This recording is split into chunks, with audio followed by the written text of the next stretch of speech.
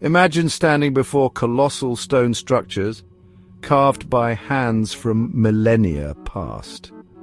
Look closely at the intricate details. The precision is astounding. How did ancient civilizations achieve such feats? They lacked our modern technology, or did they? Perhaps they possessed knowledge lost to us. Consider Pumapunku in Bolivia, the H-blocks cut with laser-like accuracy, or the massive Moai statues of Easter Island. Who moved them? How were they erected? Mainstream archaeology offers theories. But do these theories fully explain the impossible? I say no. There are too many unanswered questions. These ancient sites scream of advanced understanding, an understanding that seems far beyond their time.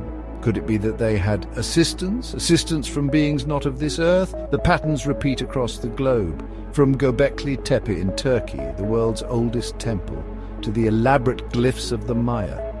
We see similar motifs, similar perplexing construction techniques. Is this coincidence, or is it evidence of a global connection, a shared knowledge system? These carvings are silent witnesses to a past far more complex than we imagine. They challenge our understanding of history. They force us to ask, what if? The stones speak, we must learn their language. Since the dawn of humankind, we have looked to the skies, we have gazed at the stars in wonder, the moon, the planets, the comets. They were a constant presence, a source of awe and mystery. Ancient civilizations meticulously tracked celestial movements. They built observatories, they created complex calendars. Why this profound fascination?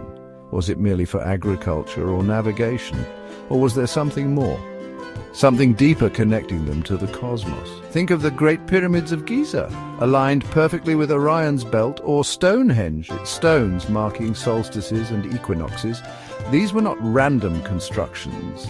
They were deliberate, they were precise. They encoded astronomical knowledge that was vital to their cultures. But where did this advanced understanding originate? Did it develop slowly over millennia, or was it given to them, perhaps by sky visitors? Visitors who understood the mechanics of the universe, visitors who shared their cosmic wisdom. Ancient myths are filled with stories of sky gods, beings who descended from the heavens. They brought knowledge, they shaped human destiny. This ancient connection still calls to us today. Ancient texts and legends are filled with powerful beings, gods who descended from the heavens, angels with wings. Creatures of immense power and wisdom, they walked among humans, they taught them, they sometimes even interbred with them. These stories are found in every culture, from the Anunnaki of Sumeria to the sky Kachinas of the Hopi. Are these mere fabrications of a primitive mind? Or could they be eyewitness accounts of something extraordinary? Consider the descriptions of these gods. They often arrived in fiery chariots or shining clouds. They wielded incredible weapons. They possessed advanced technology. Ezekiel's wheel within a wheel. The Vimanas of ancient India described as flying machines.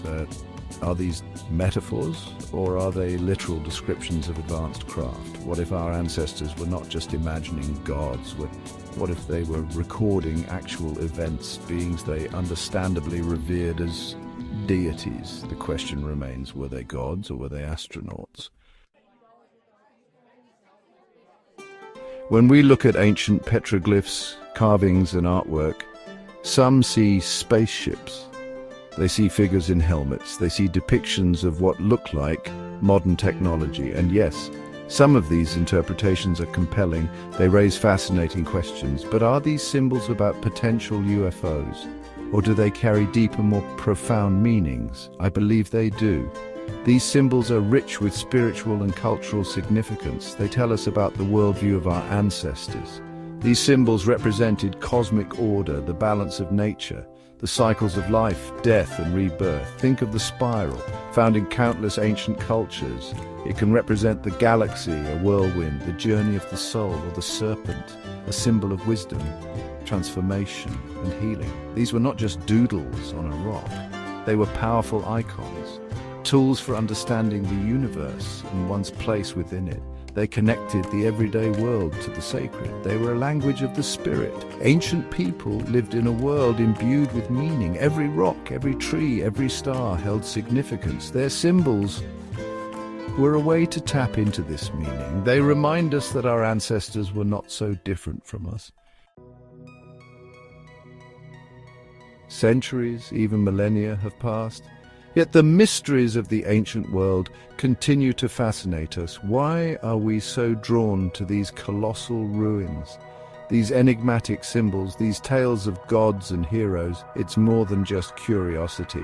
It's a deep-seated human need, a need to connect with our past, to understand our origins, to find our place in the long story of humanity.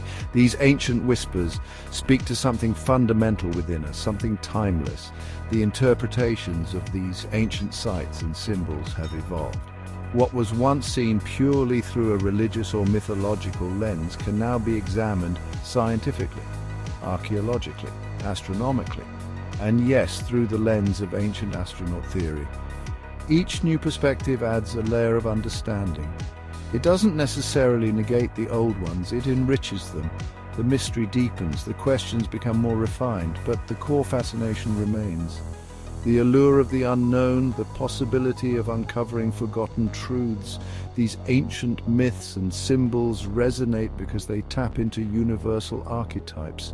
The hero's journey, the mother goddess, the wise old sage, the battle between light and darkness. These are stories that transcend culture and time.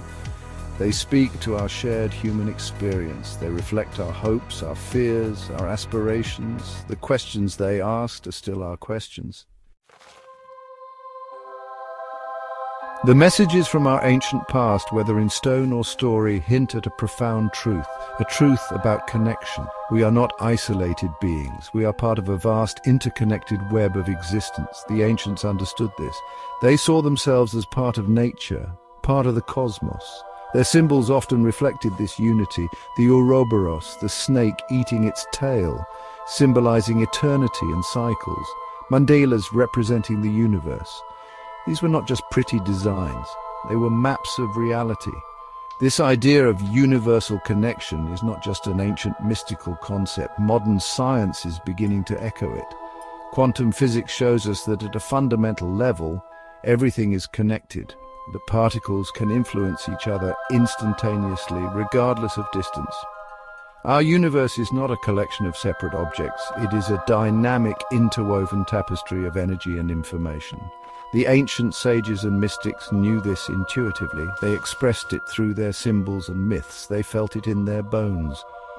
Could it be that these commonalities point to a shared origin or a shared influence? We are all threads in the same cosmic tapestry. The ancient mysteries invite us to rediscover this connection.